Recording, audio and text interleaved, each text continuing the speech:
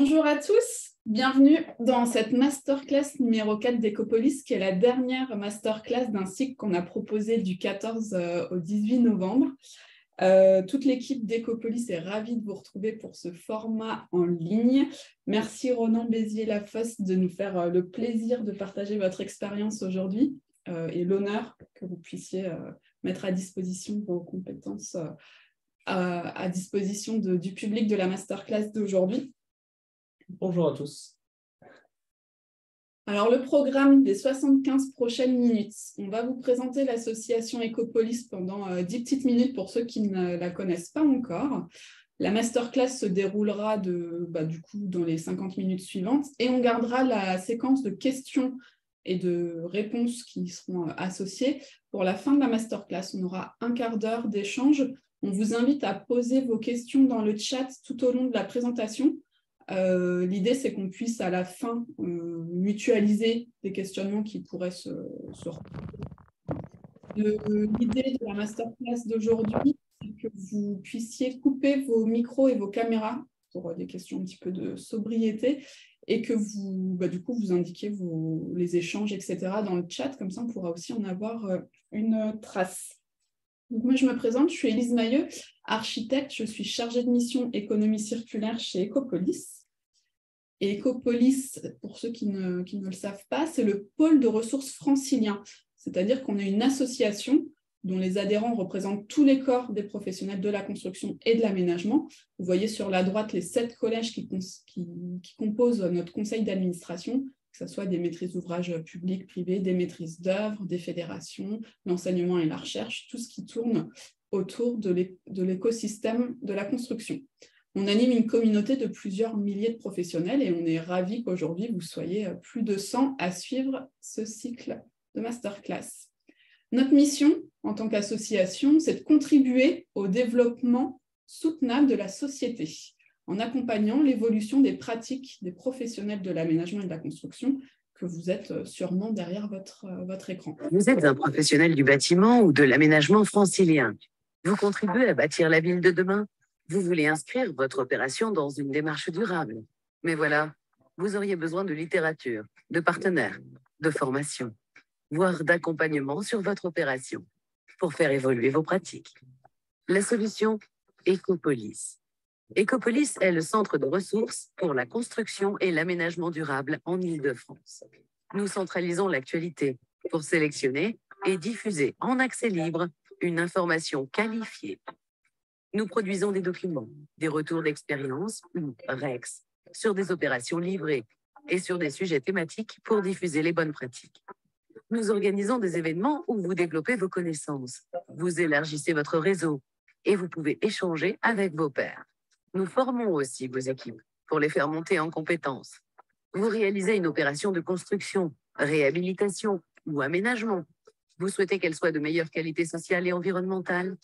Pour vous accompagner, nous avons mis en place la démarche BDF, Bâtiment durable francilien. Nous vous suivons dès la programmation de l'opération, pendant la phase de conception, la phase de réalisation et jusqu'à 2 années d'usage. Vous avez une opération de construction, réhabilitation ou aménagement. Ecopolis vous apporte des partenaires et des solutions. Venez nous rencontrer. Alors, vous l'avez compris avec la petite vidéo, peut-être un petit peu mieux ce qu'on fait en tant qu'association chez Ecopolis. Et on va vous demander en parallèle, nous, de vous connaître un petit peu mieux aussi avec Ronan, de savoir qui est autour de la table, enfin qui est devant son écran aujourd'hui. Alors, l'idée, c'est, comme je vous le disais tout à l'heure, que vous vous rendiez sur booclap.com, que vous rentriez les 6 lettres D, F, E, F, X, B, et que vous nous indiquiez si vous êtes un aménageur, si vous êtes plutôt dans l'équipe de maîtrise d'œuvre, y compris architecte, si vous êtes une association comme Ecopolis, si vous êtes du côté BET, ingénieur, conseil, AMO, est-ce que vous êtes plutôt du côté de l'enseignement, de la recherche? Est-ce que vous êtes une entreprise? Est-ce que vous êtes un institutionnel, un maître d'ouvrage ou bien un autre acteur de l'écosystème? Alors, a priori, on a une majorité presque entière de notre public d'aujourd'hui. peut-être sans surprise, qui est du côté BET, ingénieur conseil. On a des entreprises, on est ravis que vous assistiez à cette masterclass parce que, évidemment, sur le chantier, on a besoin de votre expertise pour faire progresser les pratiques. Et puis, on a presque 15% de maîtrise d'ouvrage et 25% de maîtrise d'œuvre. Donc, ça nous donne une petite tendance. Ce qu'on remarque, du coup, c'est que tout l'écosystème, peut-être à part les enseignants-chercheurs, si vous êtes là, n'hésitez pas à vous manifester. Mais a priori, on est plutôt sur une représentativité de l'écosystème de la construction. Merci à tous ceux qui ont répondu. Et pour aller un petit peu plus loin dans la connaissance un peu de qui vous êtes, on va vous demander est-ce que vous avez déjà participé à une des masterclass qu'Ecopolis a dispensées là ces dernières semaines, ou bien est-ce que c'est la première, c'est-à-dire est-ce que c'est le sujet précis d'aujourd'hui qui vous intéresse sur la question de la garantie et de l'assurance des matériaux de réemploi, ou bien est-ce que vous avez assisté à d'autres masterclass qui, pour rappel, avaient le thème de l'économie circulaire. On avait un sujet sur la question des études de métabolisme urbain à l'échelle d'un territoire. On avait la masterclass numéro 2 du mardi sur la sobriété, la frugalité, l'éco-conception. Le mercredi, on était sur la question de la responsabilité, notamment les responsabilités des maîtrises d'ouvrage dans le cadre de leur statut de producteur de déchets. Et puis la dernière masterclass qui était la 5, parce qu'on a eu un petit switch de date, qui était présentée par Bella Stock sur la prise en main du projet FCRBE. Alors, en grande majorité, 70%, Ronan, c'est la première masterclass à laquelle vous assistez. Et bienvenue dans ce cycle, on est ravis de vous accueillir. Et puis pour les autres, les 30 autres %, on est ravis de vous retrouver aujourd'hui. Dernière petite question de cette séquence d'introduction. En tant que professionnel, parce que vous l'avez compris, notre mission chez Ecopolis, c'est de vous aider à progresser sur vos opérations. On vous demande quels sont vos besoins pour aller vers des pratiques qui soient plus soutenables, plus durables. Est-ce qu'il vous manque, pour la réponse numéro 1, de l'information, c'est-à-dire une information qui soit qualifiée? Est-ce qu'il vous manque de l'information, c'est-à-dire une information qui soit plutôt centralisée? Nous, pour rappel, on est un centre de ressources, donc on est là aussi avant tout pour mettre à votre disposition cette information. Est-ce que vous avez plutôt des besoins en formation sur le bâtiment et l'aménagement durable ou des besoins en formation plus spécifiques sur l'économie circulaire? Est-ce que vous avez des besoins en animation, c'est-à-dire participer à des groupes de travail avec d'autres professionnels du secteur de l'aménagement et du bâtiment? Est-ce que vous avez besoin de participer plutôt à des événements, c'est-à-dire des visites d'opérations remarquables, de chantiers démonstrateurs, d'assister à des conférences? Est-ce que vous êtes plutôt en attente d'un accompagnement vraiment opérationnel sur vos projets? Et si oui, la réponse 7, plutôt à l'échelle du quartier, et la réponse 8, plutôt à l'échelle du bâtiment. Alors, pour rappel, pour ceux qui souhaitent répondre aux questions que vous voyez apparaître à l'écran, vous pouvez vous rendre sur wooclap.com. Il n'y a rien à télécharger, c'est anonyme, on ne vous a pas demandé d'adresse mail ou d'identifiant pour vous connecter, vous avez juste à rentrer le code DFEFXB et quand la question s'affiche, à y répondre. Donc voilà, on a des besoins en formation, donc ça tombe bien, et en information, ça tombe bien aussi, puisque aujourd'hui, l'idée, c'est pendant 75 minutes, de vous apporter de l'information sur ce sujet. Donc merci à tous d'avoir répondu à cette question. Je vous rappelle rapidement comment Ecopolis peut répondre à certains de ces besoins. Ecopolis a pour première mission de faire de l'information. Donc, on a un centre de ressources sur ecopolis.fr. Vous allez trouver plein de ressources en open source, gratuites, téléchargeables, etc. On fait des formations, que ce soit en inter-entreprise pour stimuler les synergies, pour que les gens se retrouvent autour de la table, et en intra-entreprise, c'est-à-dire que vous pouvez nous commander des formations sur mesure en fonction de vos besoins, que ce soit côté maîtrise d'œuvre, maîtrise d'ouvrage. On fait de l'accompagnement de projet, je vous montre ça juste après, à travers une démarche d'accompagnement qui s'appelle Bâtiment durable francilien et qui est passée cette année à l'échelle du quartier. Et on fait aussi de l'animation de réseau, c'est-à-dire des événements comme aujourd'hui, où on met autour de la table tout l'écosystème de la construction autour de sujets spécifiques. Pour illustrer ça rapidement, sur l'information, je vous invite à vous abonner à notre newsletter mensuelle où vous retrouvez tous les mois, donc de manière gratuite, l'actualité du secteur, c'est-à-dire qu'on sélectionne les 3 informations incontournables, les 3 actualités sur toutes les thématiques qu'on traite, donc l'urbanisme favorable à la santé, l'économie circulaire, les matériaux biosourcés. Voilà, toutes ces thématiques-là, on vous les partage après avoir fait notre veille dans notre newsletter. N'hésitez pas à vous abonner. Vous pouvez nous suivre sur les réseaux sociaux professionnels où on republie, on partage, etc. L'actualité du secteur et sur notre chaîne YouTube où vous retrouvez les replays de nos événements, les conférences, les vidéos qu'on peut tourner lors de visites d'opérations pilotes, etc.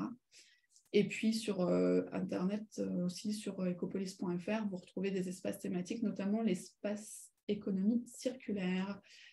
Sur le volet formation, pour illustrer ce qu'on fait, là par exemple, la semaine prochaine, notre formation concevoir et piloter un projet intégrant une démarche de réemploi. C'est les 6 et 8 décembre, il reste 2 ou 3 places de mémoire, donc si ça vous intéresse, n'hésitez pas. Pour illustrer aussi ce qu'on fait sur le sujet de l'animation, par exemple, mardi matin, on a un rendez-vous en ligne aussi, cette fois-ci sur un format LinkedIn Live, le matin de 8h30 à 9h30, donc même si vous êtes dans les transports, etc., vous pouvez nous rejoindre avec vos écouteurs sur LinkedIn. Et là, on va parler d'une thématique circulaire, c'est-à-dire qu'est-ce qu'on peut faire d'une matière qui est considérée comme un déchet, en faire une ressource, et on va traiter la question de la valorisation des urines avec la collecte séparative, etc. Donc, n'hésitez pas à vous connecter. Et enfin, pour illustrer notre mission d'accompagnement, je vous précise donc que la démarche bâtiment durable francilien, qui est maintenant passée à l'échelle aussi du quartier, a notamment accompagné la Maison des Canaux dans le 19e arrondissement, que vous connaissez peut-être, puisque c'est un démonstrateur de l'économie circulaire et qui a atteint le niveau or de la démarche. On a 120 opérations qui sont accompagnées actuellement. Sur ecopolis.fr, vous pouvez retrouver la cartographie et des fiches projets de chacune des opérations qu'on accompagne, qui sont une démarche volontariste de la part du maître d'ouvrage. N'hésitez pas, si la démarche vous intéresse, à nous questionner sur ce sujet-là. Pour qu'on puisse proposer des sujets comme celui d'aujourd'hui, des événements gratuits et ouverts à tous, on vous fait un petit POC. Si vous souhaitez nous soutenir et mettre au pot commun, n'hésitez pas à devenir adhérent à l'association. Encore une fois, c'est sur ecopolis.fr. Donc aujourd'hui, c'est la masterclass numéro 4, intégrer une démarche de réemploi, quelles contingences liées aux questions de garantie et d'assurabilité. Bonjour Ronan, je te laisse te présenter peut-être en quelques secondes. Bonjour Elise.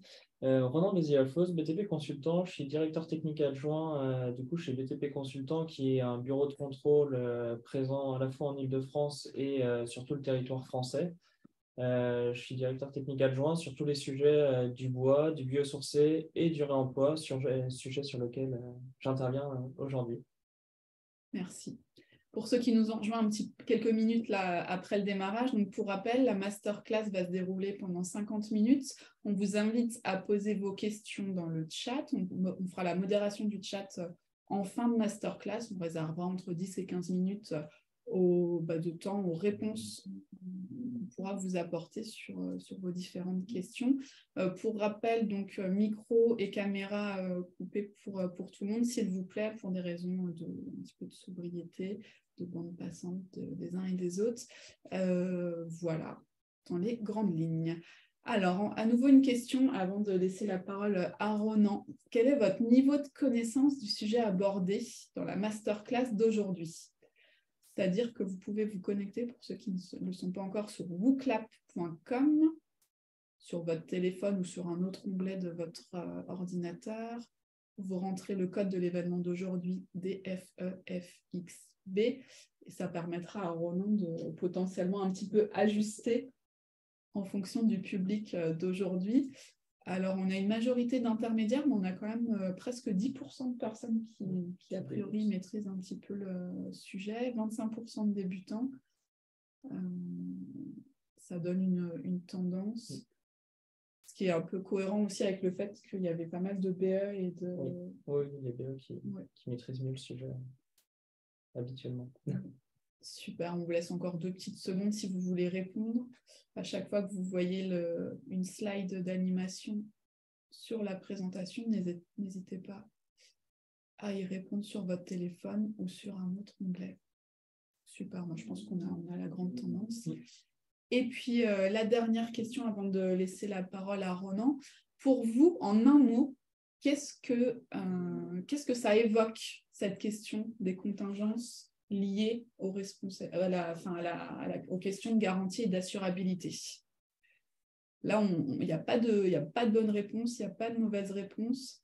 Vous pouvez taper un mot.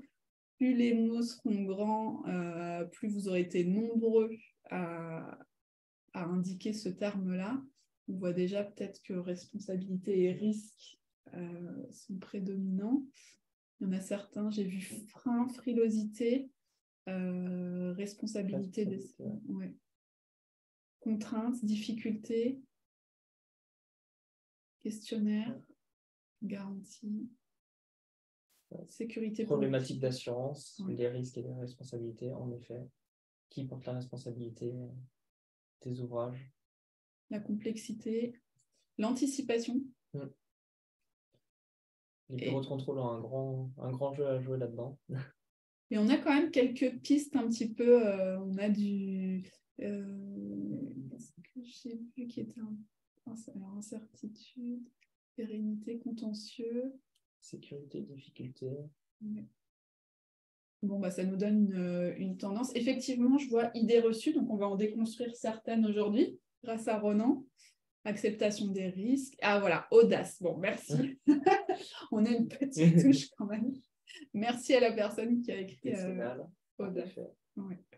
Et merci à tous d'avoir joué le jeu un petit peu. Je passe la parole à Ronan. Je remercie encore d'être là aujourd'hui. Donc aujourd'hui, on va voir comment intégrer une démarche de réemploi et quelles sont les contingences du coup liées aux questions de garantie et d'assurabilité, et notamment le rôle du bureau de contrôle dans cette intégration du réemploi. Donc pour traiter ce sujet, on va rapidement introduire, donc notamment pour ceux qui sont débutants ou moins initiés au réemploi, sur quelques définitions. Ensuite, on va voir le rôle du contrôleur technique en termes de construction. Ensuite, on va voir les limites de la mission du contrôleur technique, le cadre réglementaire et normatif dans lequel on s'inscrit et les limites que l'on peut avoir liées à ce cadre. Ensuite, l'assurabilité et les questions que l'assureur peut poser pour assurer le projet. Et enfin, on fera une conclusion avec quelques questions qu'il faut se poser avant d'attaquer un chantier en réemploi et comment y répondre. Alors, du coup, il faut que je passe les diapos. Ouais. Du coup, première activité, vous allez voir apparaître sur vos tablettes en fait plusieurs éléments. Comment vous les classeriez pour voir l'impact énergétique et environnemental du plus important au moins important? Donc, dans ces éléments, il y a le réemploi dont on va parler, tout ce qui est valorisation énergétique, la prévention, le recyclage, l'élimination et la réutilisation. Donc, selon vous, quel est l'élément qui a le plus d'impact d'un point de vue énergie et environnement, et quel est le plus vertueux du point de vue environnemental et énergétique? On vous laisse quelques secondes pour répondre et puis on affichera la réponse. Là, vous êtes déjà une dizaine à avoir classifié, bientôt une vingtaine. Donc ça représente en fait, si vous avez la bonne réponse derrière, ça représente le diagramme de Landsik qui montre les éléments du plus au moins vertueux d'un point de vue énergie et environnement. Alors, vous voyez apparaître sur l'écran sur lequel vous donnez la réponse les différents éléments. Puis vous avez des petites flèches pour les glisser du plus haut, donc celui dont l'impact énergétique est le plus important, au plus bas. Et puis, on va peut-être donner la réponse. Alors, la réponse correcte. Et du coup, il y a 25% de réponses correctes. on peut mieux faire, mais l'un des premiers éléments, du coup, ce n'est pas forcément le réemploi comme on pourrait penser, c'est surtout de faire de la prévention. Avant de créer des déchets, en fait, l'objectif, c'est déjà de faire de la prévention pour limiter, pour limiter justement le réemploi, la réutilisation, puis le recyclage, et dans tous les cas, limiter encore plus tout ce qui est valorisation énergétique et élimination qui d'un point de vue énergétique et environnemental, n'est pas performant.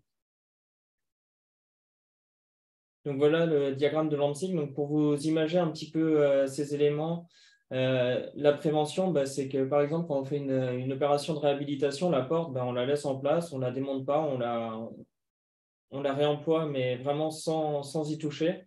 Le réemploi, c'est du réemploi qui peut être à la fois in situ, à la fois ex situ. Une porte, on la conserve en porte et on conserve les caractéristiques et l'usage pour lequel elle était faite. La réutilisation, derrière, elle est composée d'un changement de l'usage. Donc la porte, on va récupérer le panneau, par exemple, pour en faire une table. Le recyclage, c'est qu'on va revenir sur un élément de la matière. Donc, par exemple, la porte, on va la passer dans une usine. C'est vraiment un élément qui va permettre de récupérer la matière. Donc, la matière bois, si la porte était en bois, et de faire, par exemple, des panneaux, comme des panneaux de mélaminé ou des éléments de ce type-là. La valorisation énergétique, ça veut dire qu'on n'a pas réussi à faire tout ce qu'il y avait avant ou c'était pas... c'est dommage, mais du coup, la porte, on va la passer, on va la brûler pour en faire de la valorisation donc énergie, donc souvent de l'électricité ou un réseau de chaleur. Et sinon, c'est de l'élimination, donc la mise en décharge, le fait d'enterrer les déchets ou autres. Donc ça, si on peut l'éviter, c'est le mieux. Donc, par rapport à ça, tout ce qui est termes de réemploi et de réutilisation et de recyclage, ce sont des termes qui ont été définis dans le Code de l'environnement sur l'article L541-1-1 que vous allez avoir en lien. Par rapport à ça, en fait, il y a vraiment derrière ces termes-là, selon le Code de l'environnement, le terme de statut qui est un statut de déchet.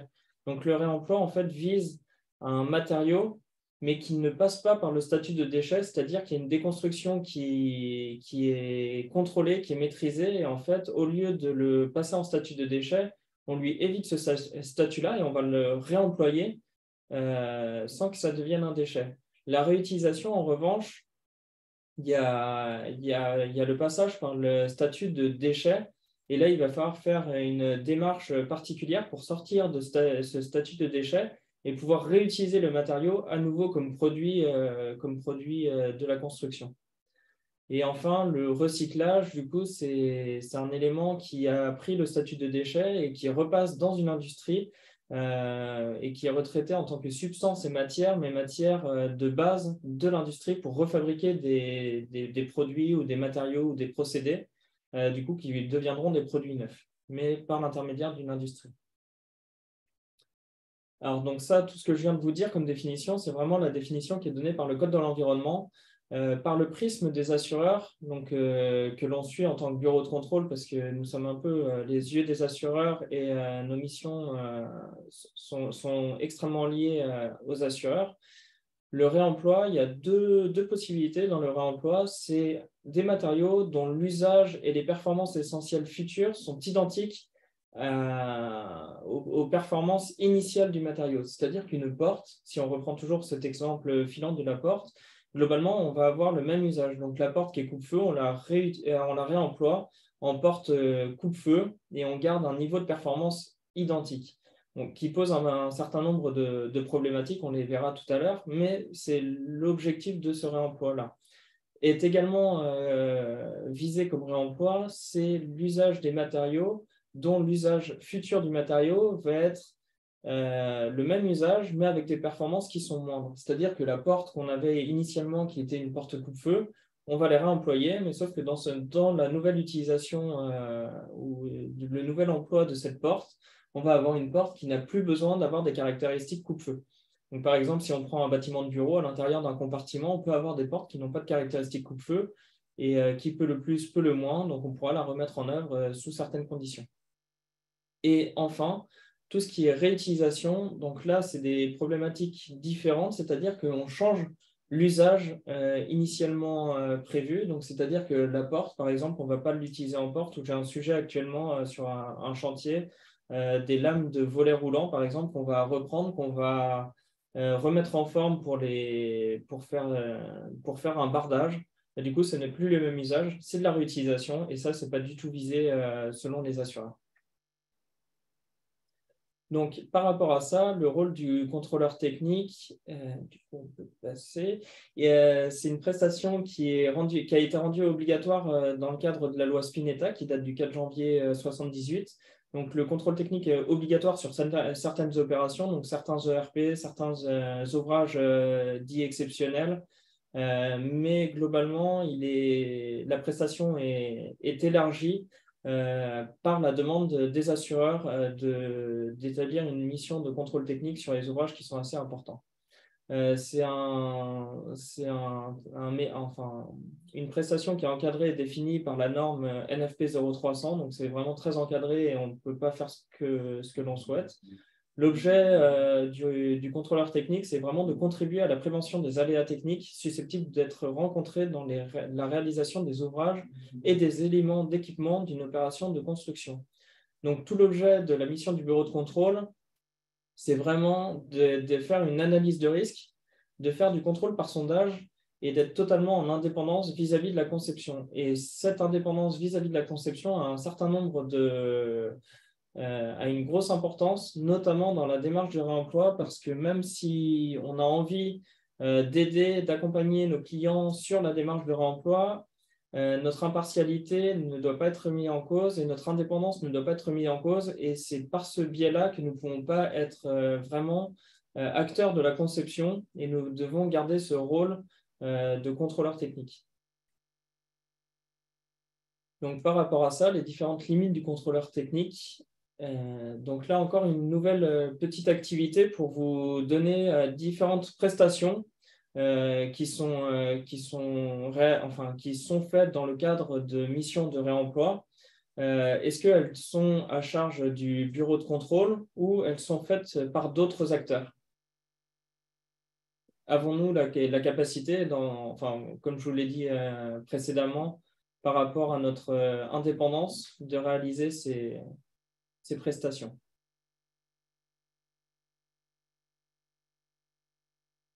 Alors là, vous voyez vous afficher sur votre écran les 6 réponses et vous cochez celles pour vous qui correspondent aux missions du contrôleur technique, que ce soit mission de base ou mission complémentaire. On vous laisse encore peut-être 15 secondes. Vous êtes déjà 45 votants, peut-être bientôt 50, donc ça va donner une tendance. Pour rappel, pour ceux qui nous ont rejoints en cours de route, vous pouvez participer et répondre aux questions du quiz en vous rendant sur l'application bookclap.com et en entrant le code de l'événement d'aujourd'hui, DFEFXB.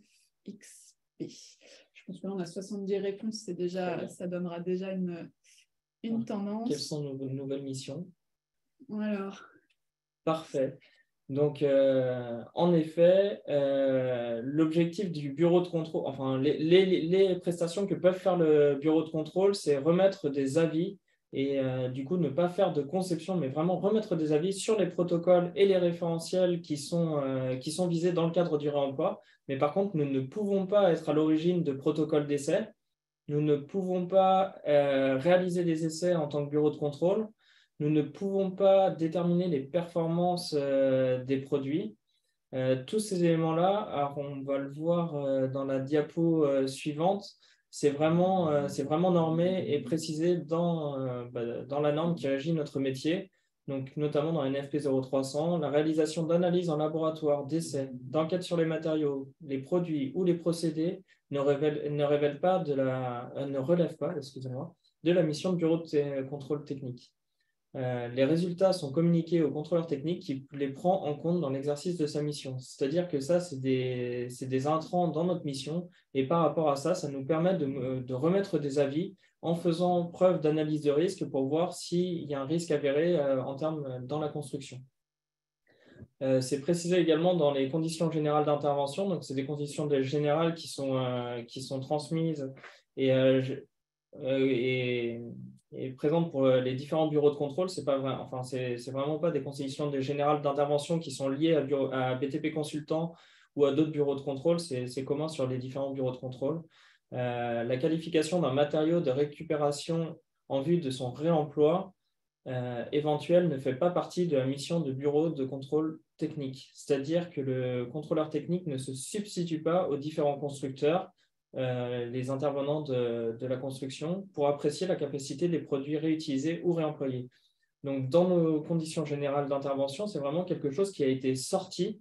Et ça, du coup, ça nous vient de Filiance, donc le regroupement de l'ensemble des bureaux de contrôle. Et ça a été vraiment encadré sur ce point-là. Il y a également une position du coup, de Filiance qui est que l'on n'a pas à rédiger de protocole d'essai, on ne doit pas participer à l'échantillonnage des matériaux, etc. Nous devons uniquement remettre des avis et là, c'est toujours dans un but d'indépendance du bureau de contrôle.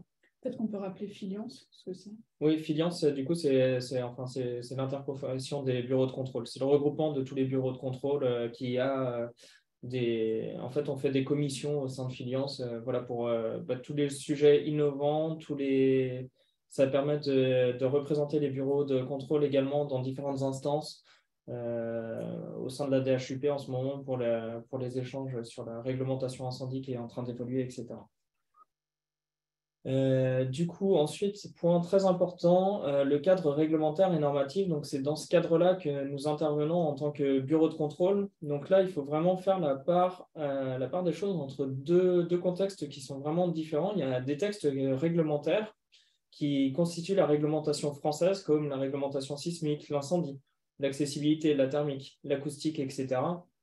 Cette réglementation française, nous, on est là pour vérifier l'application de la réglementation, mais on n'a pas d'action sur cette réglementation. C'est une réglementation dure. S'il est précisé dans la réglementation que nous devons faire tel ou tel élément, nous n'avons pas le choix de la respecter.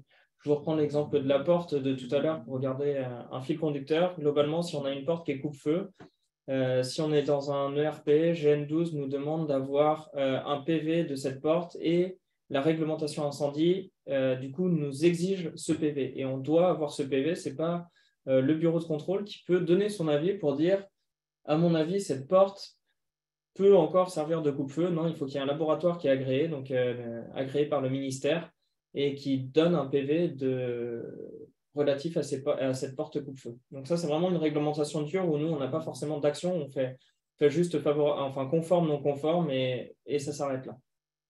Ensuite, il y a tout le référentiel technique qui constitue les normes françaises et les règles de l'art. Donc là, on a tout ce qui est DTU, Eurocode, normes, règles professionnelles, recommandations RAGE, etc. On a tout un corpus de réglementation technique. Et là, pour le coup, on a plus de possibilités. Globalement, en fait, si on reste conforme à toutes ces normes et à ces règles de l'art, globalement, on n'aura pas de problème du point de vue du bureau de contrôle, on n'aura pas de problème du point de vue de l'assureur, etc. On reste dans la norme, donc ça passe plutôt bien et on va dire qu'on reste dans la traditionnalité. En revanche, on peut tout à fait sortir de ces normes, de ces règles de l'art, etc. Par contre, l'objectif, c'est toujours d'avoir la pérennité des ouvrages et ça, nous, on va y veiller en tant que bureau de contrôle. Et par plusieurs biais, en fait, on peut sortir de ces normes et du coup, il faudra apporter des justifications pour assurer la pérennité de l'ouvrage sans pour autant forcément respecter certaines normes. Donc, ça peut se faire par le biais de différents éléments.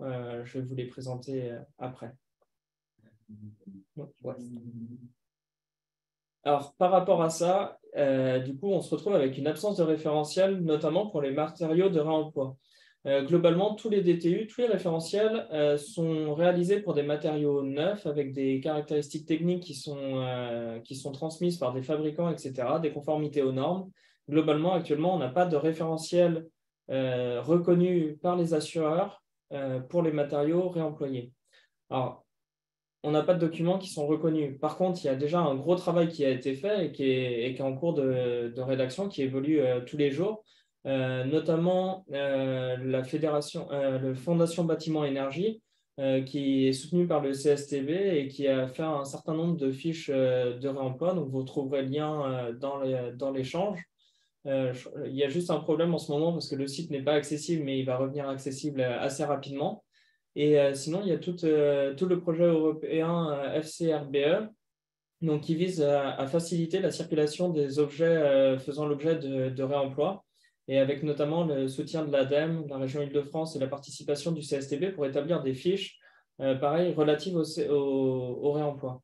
Alors, tous ces éléments, c'est des éléments qui sont très intéressants et qui permettent d'avancer sur les termes de réemploi, qui guident pour l'usage de matériaux de réemploi. En revanche, ils n'ont pas de valeur de référentiel, et ce n'est pas parce que l'on répond à ces différents documents que nous sommes acceptables, entre guillemets, de manière sûre, avec à la fois les bureaux de contrôle et à la fois les assureurs. Donc, encore une petite activité par rapport aux différents éléments qui sont tous les procédés qui sont visés dans cette diapo. Quels sont les procédés qui sont visés comme techniques courantes? Techniques courantes, donc reconnues comme telles par les assureurs et du coup assurées de manière classique, sans surprime et sans demande particulière. Donc, par rapport à ça, il y a les normes et les DTU. Les règles professionnelles qui sont non examinées par la C2P, les recommandations professionnelles RAGE, les avis techniques, les avis de chantier, les ATEX visés favorablement et les enquêtes de techniques nouvelles.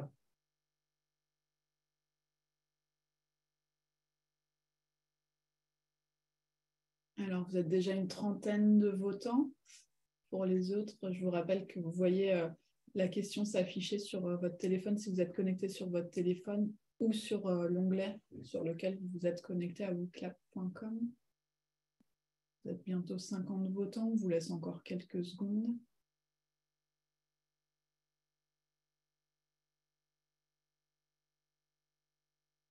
Allez, je pense qu'à 60, on peut donner la réponse. Merci à tous d'avoir participé, 70 votants. Donc, tout à fait, tout ce qui est visé par des normes et des DTU, du coup, est considéré comme une technique courante, heureusement. Tout ce qui est recommandation professionnelle RAGE est également considéré comme technique courante. Avis technique et ATEX visés favorablement permettent de repasser également en technique courante. En revanche, tout ce qui est règles professionnelles non examinées par la C2P ou n'étant pas sur la liste verte de la C2P n'est pas considéré comme technique courante. En revanche, celles qui sont acceptées par la C2P permettent de revenir en technique courante. Donc, sur ces règles pro, on a notamment les règles pro par rapport à la paille, par rapport aux chambres, qui permettent de réaliser ces chantiers-là en technique courante. Tout ce qui est avis de chantier, donc c'est des avis de chantier qui sont réalisés, ou ETN d'ailleurs, qui sont réalisés uniquement par les bureaux de contrôle et qui ne repassent pas par un comité externe. Et du coup, ces techniques-là, ces procédés ne sont pas visés en tant que technique courante. Ils permettent juste une acceptation de la part du bureau de contrôle pour avoir un avis favorable à la fin du chantier, qui est généralement réalisé par les directions techniques des bureaux de contrôle. Donc voilà, c'est le diagramme de la C2P, donc la commission produit, que vous pouvez voir avec le domaine d'analyse de la C2P qui représente à gauche en fait du plus fiable entre guillemets, à droite au plus novateur, les techniques courantes et les techniques non courantes. Donc tout ce qui est vraiment rentré dans la traditionnalité, c'est tout ce qui est normes et DTU, et plus on va vers la droite, en fait, plus on va vers de l'innovation. Et globalement, quand on a un nouveau procédé, globalement, on va gravir des échelons au fur et à mesure. On va sortir un procédé, on va le passer sous ATEX, ATEX de cas B qui vise un unique chantier, ATEX de cas A qui vise plusieurs chantiers. Et ensuite, on va aller sur des avis techniques. Donc ça, c'est quand le fabricant il voit un intérêt économique derrière et qu'il va développer le produit. Il va faire en sorte qu'il ait un avis technique et qu'il soit accepté de la part de tous les bureaux de contrôle et de tous les assureurs de manière fluide. Après, d'autres filières choisissent les règles professionnelles. Il y a également les recommandations RAGE, professionnelles RAGE, qui viennent en amont de certains DTU. Un DTU, c'est long à mettre en œuvre, long à établir. Donc, pour faire avancer les choses plus rapidement, il y a des recommandations professionnelles RAGE qui viennent anticiper cette rédaction des DTU, comme notamment tout le DTU sur les façades d'ossature bois, qui était en règle professionnelle RAGE précédemment. Du coup, quand on parle d'un procédé entre technique courante et technique non courante, il faut bien avoir en tête qu'il y a un triptyque qui est vraiment indissociable par rapport à ça. Donc, un procédé, ça comprend à la fois un produit, à la fois une conception et à la fois une mise en œuvre. Si je prends l'exemple du bardage, et du coup le référentiel bardage bois et le référentiel qui est associé, donc c'est le DTU 41.2 sur le bardage bois. Du coup, toute la partie 1.1 du DTU en fait, va viser la conception même du bardage, donc savoir s'il faut un simple tassotage, un double tassotage, les distances entre les différents éléments, etc. Donc ça, c'est vraiment la conception du bardage. Ensuite, il y a le produit. Donc ça, c'est la partie 1.2 du DTU qui vise la lame de bardage, connaître son épaisseur, son élancement, etc. Savoir si elle répond aux problématiques. Et ensuite, il y a sa mise en œuvre sur chantier, c'est-à-dire que, par exemple, un bardage peut être mis en œuvre et sera conforme jusqu'à 28 mètres. Au-delà de 28 mètres, on aura dépassé le domaine d'emploi selon l'intégration des menuiseries, mais globalement, ça peut aller jusqu'à 28 mètres. Globalement, si on touche un de ces éléments-là, en fait, on part de la technique courante pour partir en technique non courante. Donc, si on prend un produit qui ne respecte pas, par exemple, l'élancement de la lame de bardage, on passe directement en technique non courante. Si la conception n'est pas bonne, si par exemple sur un bardage qui est vertical, on met un simple tassotage, on casse la lame d'air, c'est exigé dans le DTU de mettre un double tassotage pour avoir une bonne ventilation du bardage. Donc, on passe en technique non courante. Et si la mise en œuvre, elle est au-delà de 28 mètres, par exemple, on repasse en technique non courante. Donc, c'est vraiment dans le procédé, ce qu'on va analyser, notamment nous, en tant que bureau de contrôle, dans le procédé, c'est vraiment ces trois éléments-là. Et en termes de réemploi, du coup, c'est vraiment le produit qui risque de poser problème parce que forcément, en fait, le produit, on n'a pas forcément toutes ses caractéristiques et étant donné qu'il est issu d'un gisement où on n'a pas toutes les informations. Et l'objectif, c'est de s'assurer que ce produit permet de répondre à l'ensemble du procédé qui est en technique courante. Donc, par rapport à ça, quand je vous parle de technique courante et technique non courante, derrière, on entend très rapidement l'assureur et l'assureur qui est en capacité de nous suivre sur un procédé ou non et est-ce qu'il faut l'en informer. Donc, la notion de technique non courante, alors là, d'un commun accord de l'ensemble des assureurs, les produits de réemploi ne sont pas visés par la DTU et par les DTU et les autres référentiels. Et du coup, ils sont intégralement, ils sont tous d'accord pour dire que c'est de la technique qui est non courante. Donc, la technique non courante, elle est non garantie de base dans tous les contrats d'assureurs pour les intervenants dans le cadre d'un chantier, à l'exception des bureaux de contrôle et des maîtres d'œuvre, qui ont des contrats d'assurance qui sont légèrement différents par rapport aux entreprises, aux maîtres d'ouvrage et autres intervenants. Donc, pour tous les intervenants du chantier, ça nécessite une déclaration auprès de l'assureur pour avoir une prise en garantie par l'assureur en cas de sinistre ultérieur. L'objectif derrière ça, c'est de prévenir l'assureur qu'il peut y avoir, que cette technique-là est mise en œuvre et l'assureur pourra vous suivre et vous suivre sans surprime, pourra vous suivre avec une surprime et pourra vous dire qu'il ne vous assure pas sur cette mise en œuvre. Et dans ce cas-là, il faut vraiment se poser la question de la démarche à réaliser pour pouvoir être assuré dans le cadre de cette mise en œuvre. Donc là, on a plusieurs solutions par rapport à ça.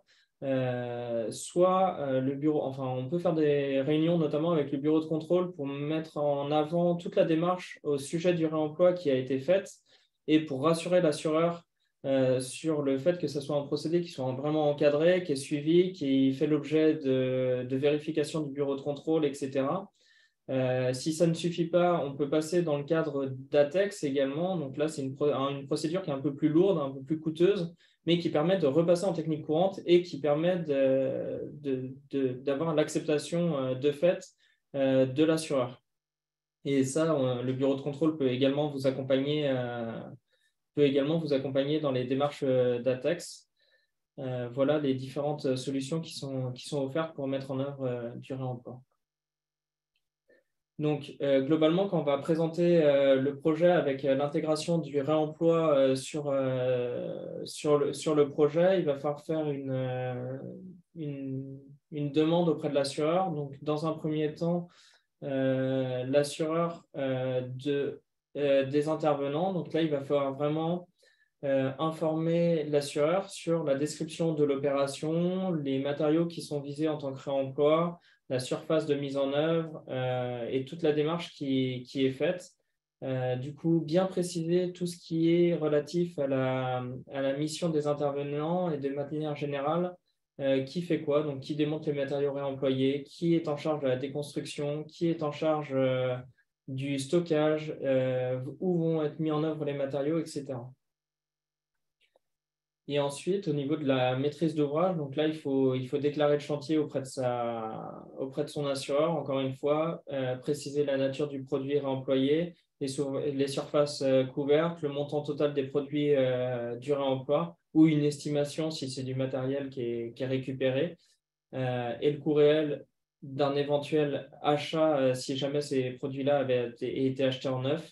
La source des produits, l'identité du diagnostiqueur qui a pu établir le diagnostic PEMD, l'identité du qualificateur et les informations sur les essais réalisés. Donc, par rapport à ça, il est très important en fait d'avoir un process qui est structuré et qui est vraiment créé et renseigné, documenté. Donc, par rapport à ça, une des premières démarches qui va être réalisée, c'est vraiment l'établissement d'un diagnostic PEMD, donc le diagnostic produits, équipements, matériaux et déchets. Par rapport à ça, donc là, sont repérés les différents matériaux qui peuvent faire l'objet de réemploi dans le cadre de la déconstruction. Suite à ça, tous ces produits-là doivent faire l'objet d'une déconstruction qui va vraiment être ciblée et méticuleuse. Et ensuite, une fois que cette déconstruction a eu lieu, il va falloir qualifier les matériaux. C'est une qualification qui sera indispensable selon les matériaux, selon l'origine, selon les caractéristiques techniques et les conditions de reconditionnement, de stockage et de transport. Par rapport à ce process, en fait, il faut bien voir que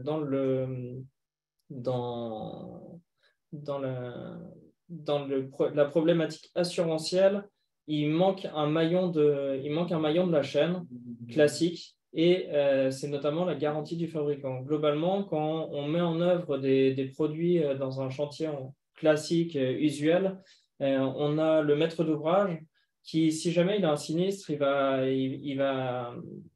se retourner contre l'entreprise qui a mis en œuvre les différents produits, etc. Et l'entreprise, si jamais il y a un défaut par rapport au matériel qui a été mis en œuvre, du coup, va se retourner contre le fabricant. Et ça, c'est la chaîne assurantielle classique. Sauf que là, lorsque l'entreprise va mettre en œuvre le produit de réemploi, si jamais il y a une problématique par rapport au produit en tant que tel, donc une défaillance du produit, il n'aura personne contre qui se retourner pour faire marcher une assurance quelconque. Et là, c'est vraiment la problématique que l'on a sur la garantie du fabricant qui n'est plus dans le cadre de ces chantiers. Et c'est là qu'intervient en fait le qualificateur.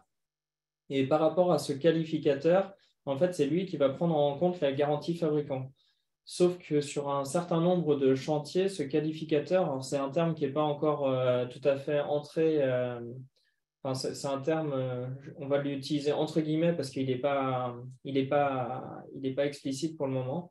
Mais la personne qui va prendre, ou les intervenants qui vont qui vont devenir qualificateurs sont au courant de cette responsabilité ou non. Mais ça peut être les différents intervenants du chantier, sauf, entre guillemets, le bureau de contrôle qui sera protégé de ça, parce que nous, on ne peut pas intervenir dans l'acte de conception. et le qualificateur va intervenir dans l'acte de conception. Nous, on ne pourra pas endosser ce rôle, mais les personnes qui endosseront ce rôle seront soit les AMO réemploi, soit les bureaux d'études qui ont participé à la qualification des matériaux, les maîtrises d'œuvre également qui peuvent participer à la qualification des matériaux, à la détermination des différents échantillonnages, des protocoles d'essai, etc. Toutes les personnes qui participent à cette conception prennent une partie du rôle de qualificateur, d'où l'importance d'avoir un process qui est vraiment structuré et documenté de manière à renseigner qui a fait quoi dans l'opération et en cas de sinistre, on saura rechercher les responsabilités. Pour le moment, il y a un petit peu un vide parce qu'on n'a pas de jurisprudence, donc on ne sait pas exactement comment le jour où il y aura un sinistre, ça va être traité de la part des juges, mais globalement, l'objectif, c'est de se prémunir au mieux de toutes ces problématiques-là.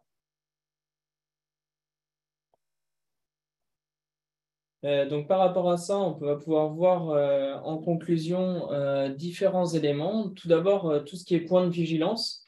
Donc, dans un premier temps, sur les risques assurantiels. Donc, un des risques les plus importants en cas de sinistre. Donc, c'est déjà être sûr que l'intégralité des intervenants est bien assurée pour la réalisation des ouvrages qu'ils réalisent. Donc, s'assurer que les assureurs sont au courant et qu'il y ait une déclaration et une attestation nominative liée au chantier pour cette mise en œuvre-là. Donc, ça, c'est tous les intervenants du chantier qui font l'objet de réemploi, qui doivent faire ces déclarations-là.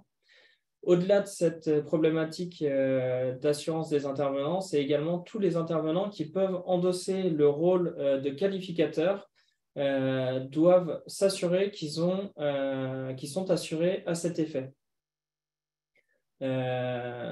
Donc, c'est une responsabilité civile qui doivent souscrire et qui est à négocier auprès de son assureur comme une responsabilité fabricant. Le deuxième risque qui est identifié, c'est un risque sur la pérennité des ouvrages. Donc, l'objectif, c'est de réussir à avoir la vétusté des matériaux qui doit être évaluée, notamment par la détermination des caractéristiques techniques, des caractéristiques physiques, etc. Donc, tout ce qui est lié à la fatigue des matériaux, aux agressions climatiques, aux UV. Vérifier, en fait, que les matériaux qu'on va mettre en œuvre sur un chantier, la vétusté ne remet pas en cause, en fait, la durée de vie du matériel qui, à partir du moment où il est remis en œuvre sur une opération, en fait, la garantie décennale va s'appliquer à ces produits. Donc, tout matériau mis en œuvre sur le chantier va reprendre un cycle de garantie décennale. Donc, on doit s'assurer que sur les 10 prochaines années sur l'ouvrage, il n'y a pas que les risques de sinistre sont limités liés à ce matériel. Il y a également toute une problématique au niveau de la pérennité des ouvrages liée à l'évolution des exigences réglementaires. Si je prends tout ce qui est réglementation thermique, on voit qu'entre la RT 2005, RT 2012, maintenant la RE 2020, il y a forcément une évolution étant donné la nécessité de préserver l'aspect énergétique. L'énergie n'est plus aussi abondante qu'elle n'était et du coup, on doit se prémunir de ces points-là. Donc, on a des matériaux qui sont de plus en plus exigeants. Et par rapport à ça, c'est un aspect réglementaire. Donc, on doit s'assurer que les matériaux répondent à la réglementation thermique en vigueur au moment où on réalise l'opération. Donc, ça, c'est un autre risque. Et enfin, les risques liés à la qualification des matériaux, donc par rapport aux exigences de performance des matériaux qui sont visés dans le réemploi. Donc, par rapport à ce que je vous disais, il y a des matériaux qui sont avec exigence réglementaire ou sans exigence réglementaire.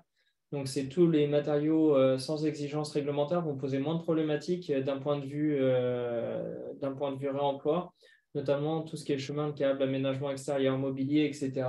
Globalement, ça dépend de l'appréciation du bureau de contrôle et de l'analyse de risque du bureau de contrôle selon un certain nombre de référentiels, mais qui ne sont pas d'application, qui ne sont pas sur une réglementation dure. Donc ça, on pourra vous accompagner pour réussir à justifier des performances que doivent atteindre ces matériaux selon un certain nombre de référentiels.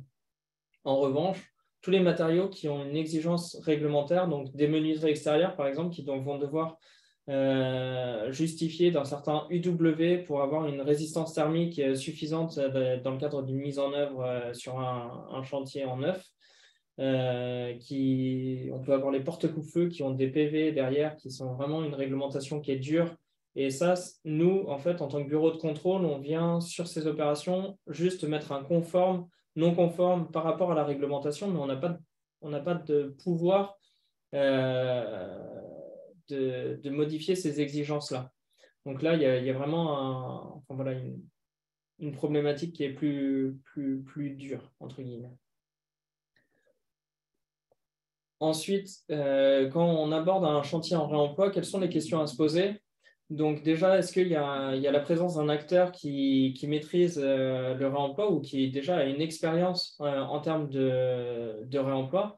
L'objectif, c'est vraiment d'environner ce réemploi, de le documenter, d'avoir une traçabilité du réemploi. Donc, c'est évaluer le rôle des intervenants, comme je le disais tout à l'heure, qui endosse le rôle de qualificateur. Est-ce que c'est un rôle qui est partagé ou pas? Est-ce qu'il y a un AMO réemploi, une maîtrise d'œuvre, etc. L'objectif, c'est vraiment d'environner cette technique de réemploi pour en faire en sorte qu'elle aboutisse et qu'elle se solde par une réussite du réemploi, qu'on soit fier à la fin de l'opération d'avoir pu mettre en œuvre du réemploi sur l'opération. Et ça se passe également dans les acteurs du réemploi, il y a également le bureau de contrôle. Est-ce qu'il est plutôt ouvert à ce réemploi ou est-ce qu'il est plutôt réfractaire? Est-ce qu'il est en capacité de vous accompagner par différentes missions complémentaires ou pas? Voilà, il y a plusieurs bureaux de contrôle qui sont ouverts sur ces démarches de réemploi et qui n'hésiteront pas à vous accompagner, dont BTP Consultant. Et ça, c'est vraiment une démarche qui vient en amont de l'opération de manière à faire avancer le processus de réemploi. Ensuite, il faut vraiment se poser la question relative à la liste des matériaux qui sont réemployés. Est-ce qu'elle est définie? Est-ce qu'on sait où on va? Identifier également tous les gisements, les circuits d'approvisionnement. Est-ce que c'est du réemploi qui va être fait in situ, ex situ, les plateformes? Les questions ne vont pas être les mêmes, les rôles de qualificateurs ne vont pas être les mêmes, les problématiques seront différentes. Et l'objectif, c'est de les identifier au plus tôt pour voir la dimension la taille des gisements, vérifier l'uniformité des gisements, etc., pour pouvoir remettre des avis au plus tôt sur ces éléments-là. Également, la destination des matériaux qui vont être réemployés. Cette destination, en fait, l'usage final, en fonction des gisements, permettra de savoir si on est réellement sur du réemploi, si on est sur de la réutilisation, etc. Et ça, c'est primordial d'avoir à la fois les gisements, les destinations et est-ce que c'est vraiment réalisable ou pas. Donc ça, lorsque vous avez un bureau de contrôle, l'objectif, c'est vraiment d'aller vers lui, de lui présenter toutes ces informations-là et savoir si la démarche est réalisable déjà d'un point de vue réglementaire ou pas. Est-ce qu'elle pourrait être soutenable? Est-ce qu'on peut vous accompagner là-dessus pour qu'elle débouche sur une réussite ou pas? Donc ça, c'est ce que je vous disais, le type de réemploi. Donc, quand je dis type de réemploi, c'est parce que le réemploi englobe beaucoup de choses et on vient souvent nous voir en disant on veut faire du réemploi, mais finalement, ce n'est pas du tout du réemploi, c'est plutôt de la réutilisation, du recyclage, etc. Et chez nous, ça ne sera pas du tout traité de la même matière, de la même manière, excusez-moi. Également, est-ce qu'il y a un protocole technique de requalification? Est-ce qu'il y a un qualificateur, etc. C'est vraiment au niveau des acteurs et de la démarche réemploi. Donc, par rapport à ça, sur tous ces matériaux qui sont cités dans la liste, donc ça, c'est quelque chose qui a été fait par le booster du réemploi. Selon vous, quels sont les matériaux qui sont les plus simples à intégrer dans une nouvelle opération vis-à-vis de ce que je viens de vous dire sur tous les risques et sur toutes les problématiques réglementaires que je viens de vous énoncer? Quels sont les matériaux les plus simples à intégrer dans une nouvelle opération? Alors, encore une fois, sur wooklab.com, vous êtes soit sur votre téléphone, soit sur l'onglet que vous avez pu ouvrir en parallèle de la masterclass. Et vous voyez apparaître sur votre écran 10 équipements, 10 matériaux que vous pouvez faire glisser avec les petites flèches que vous voyez, monter ou descendre.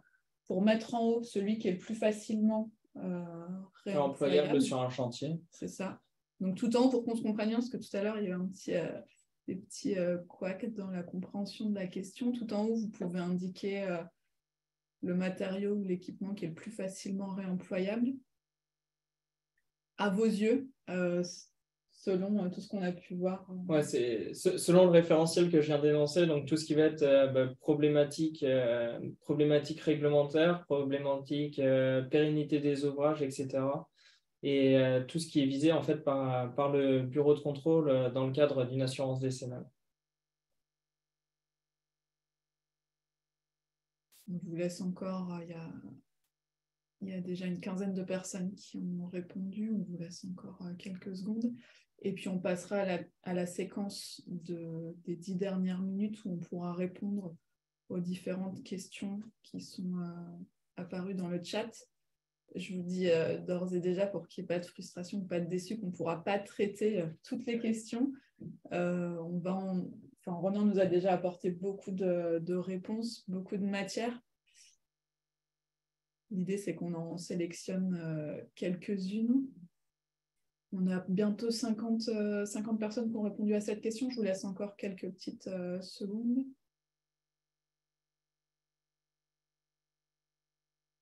Allez, on va afficher la bonne réponse, la combinaison correcte. C'est compliqué, étant donné qu'il y a 10 choix, c'est vrai que c'est... Et puis, il n'y a pas de vérité, donc c'est... En gros, tout ce qui est plancher technique et faux plancher se met très bien en œuvre. Les chemins de câbles, les appareils sanitaires, tout ce qui est dalle amovible plombante, que ce soit sur les sols souples et les moquettes également. Tout ce qui est cloison démontable dans les bâtiments tertiaires se réemploie très facilement. Le mobilier, qu'il soit intérieur ou extérieur. Les aménagements paysagers extérieurs. Tout ce qui est bloc-porte intérieur hors des fonctions coupe-feu, donc c'est ce que je disais tout à l'heure. Par exemple, une porte qui est coupe-feu, on peut la réemployer facilement, mais à partir du moment où il n'y a pas de caractéristiques particulières à obtenir. Tout ce qui est parquet cloué ou posé en flottant, et tout ce qui est radiateur en acier ou en fonte également.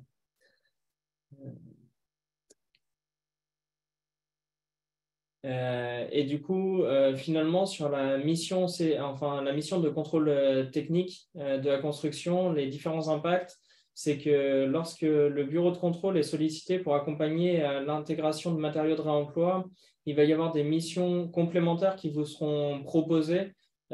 Comme on vous l'a dit, en fait, tout ce qui est lié au réemploi est sorti directement des conditions générales d'intervention. Cela ne signifie pas qu'on est contre ce réemploi, mais ça signifie qu'il y a un travail complémentaire pour vous accompagner, donc le plus en amont possible pour vous donner la possibilité ou non de réaliser ce réemploi et de vous accompagner sur, alors pas pour la rédaction des protocoles et du référentiel réglementaire, par contre, tout au long de ces étapes-là, on va vous accompagner pour vous remettre des avis sur sur l'évolution du procédé de réemploi dans le cadre de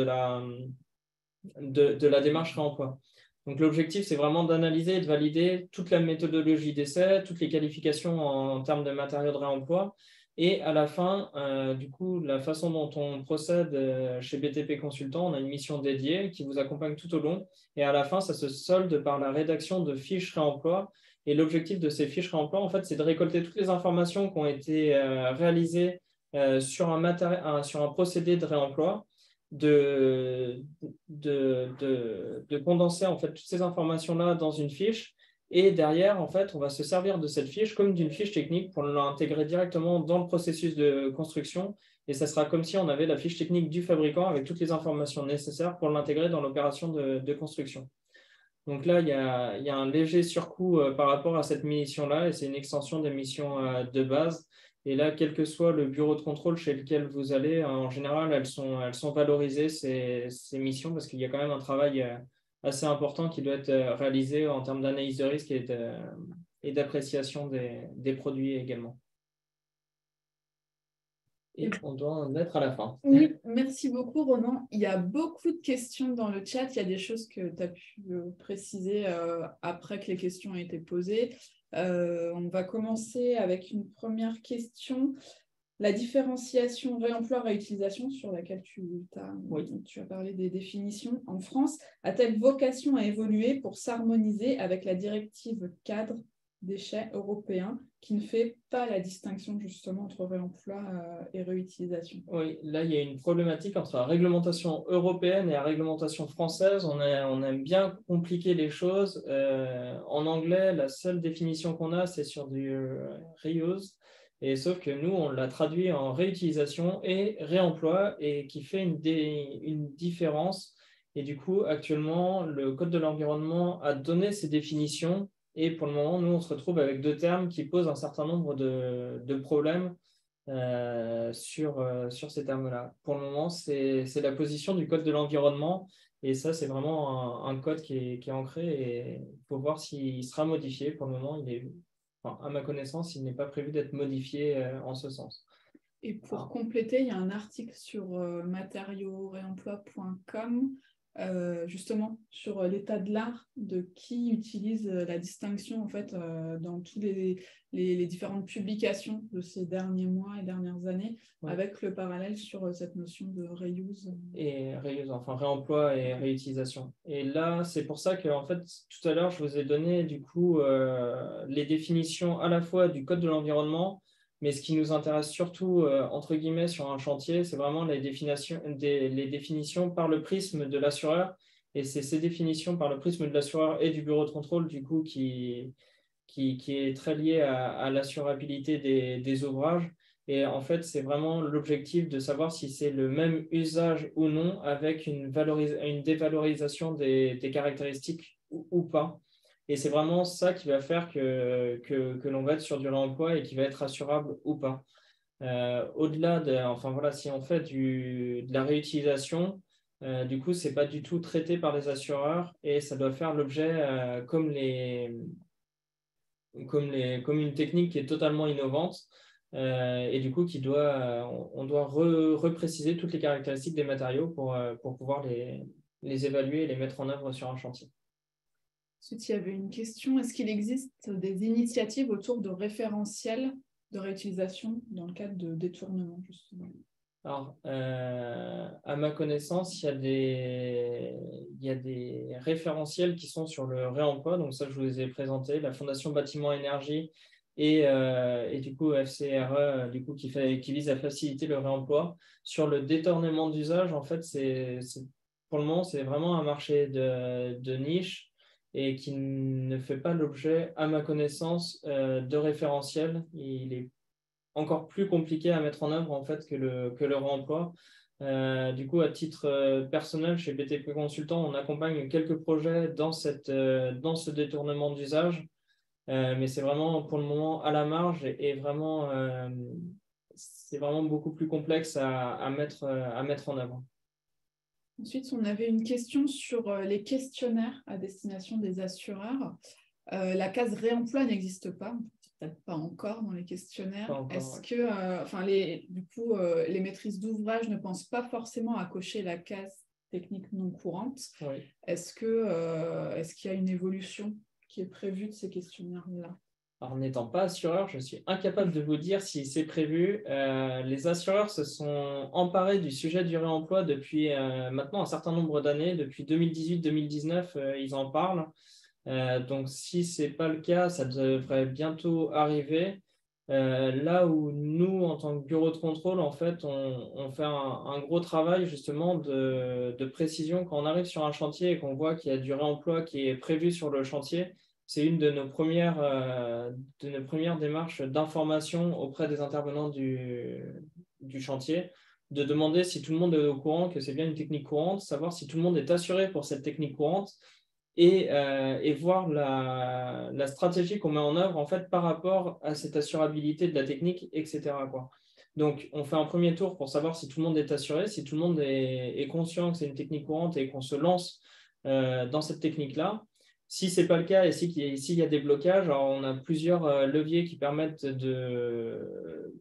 qu'on actionne pour lever ces problématiques. J'ai déjà eu le cas avec un assureur où on a montré que tous les intervenants du chantier étaient assurés pour cette technique-là et qu'il n'y en avait plus qu'un qui faisait blocage. Et en général, en faisant une réunion pour expliquer les choses, expliquer la démarche, les différents procédés, etc., il finit par accepter à assurer cette technique en réemploi. Et si vraiment il y a d'autres blocages où il y a un certain nombre d'acteurs qui sont coincés et que c'est vraiment une volonté forte, etc., on peut partir aussi sur des ATEX. Et ça permet, enfin, j'ai un chantier où, par exemple, on met de la pierre de réemploi sur une façade bois. Donc, c'est à la fois une technique non courante, même si ce n'était pas de la pierre de réemploi, mais là, en plus, on a de la pierre de réemploi qui nécessite des justifications complémentaires. Et du coup, là, on l'a passé par ATEX, quoi. Alors, une question suivante. Un bureau de contrôle intervient-il uniquement au niveau de l'ouvrage ou peut-il donner son avis sur la qualité des produits et équipements de réemploi à la sortie de l'entreprise qui les a reconditionnés avant même de les revendre à un metteur en œuvre? Alors, il y a un bureau de contrôle qui s'est lancé là-dessus. Pour le moment, ça, à ma connaissance, donc c'est pas BTP Consultant, et à ma connaissance, pour le moment, c'est assez compliqué à réaliser parce que globalement, en fait, quand vous avez un matériau qui est déconstruit de manière propre et qui est visé en réemploi, globalement, en fait, déjà, il faut connaître l'usage initial et l'usage final du matériau. Et à partir de là, on sait les caractéristiques qui sont à redémontrer. Donc, c'est très compliqué de prendre un matériau et de requalifier ce matériau sur tous les plans, alors que quand on va l'utiliser, globalement, on ne va pas se servir de toutes les caractéristiques. Donc, ce n'est pas forcément le plus efficient de prendre un matériau et de tout requalifier comme si c'était un matériau neuf. Ça va coûter extrêmement cher et ce n'est pas utile. Alors qu'on peut qualifier sur quelques points pour l'usage futur, tous les autres points n'étant pas utilisés dans l'usage futur. Donc là, ce n'est pas forcément, à mon sens, le plus efficient de démontrer un produit neuf alors qu'on n'a pas besoin de toutes ces caractéristiques. D'où le fait, dans ma présentation, il y avait un moment les différents points à analyser. Il y a les gisements, les usages futurs, et du coup, on en détermine les caractéristiques qui sont à obtenir de ce matériau-là pour pouvoir le remettre en œuvre. Enfin, c'est plutôt dans ce sens-là, à mon sens, qu'il faut prendre la problématique. Bah merci, du coup, ça sera le mot de la fin parce qu'il est déjà 16h15 passé. C'est passé vite. Il y a beaucoup de questions dans le chat. On est désolé de ne pas pouvoir toutes les prendre. Mais l'idée de ce format, c'est une première sensibilisation. Vous comprenez bien que sur 75 minutes, on ne peut pas aller forcément sur tous les terrains, sur tous les sujets. Et on vous donne rendez-vous là à partir de 2023 avec Ronan pour une formation qu'on vous proposera chez Ecopolis sur ce sujet-là. On est en train de réfléchir au format. Ça va pouvoir être enrichi de toutes les questions que vous avez posées aussi dans le chat et qu'on n'a pas eu le temps de traiter aujourd'hui. Donc, restez connectés sur ecopolis.fr ou dans les actus de notre newsletter quand on ouvrira les chères places pour cette formation.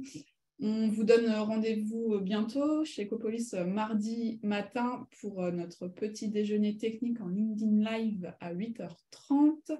Et puis pour les autres, au plaisir de vous retrouver dans d'autres événements. Au revoir. Bonne fin de journée, au revoir.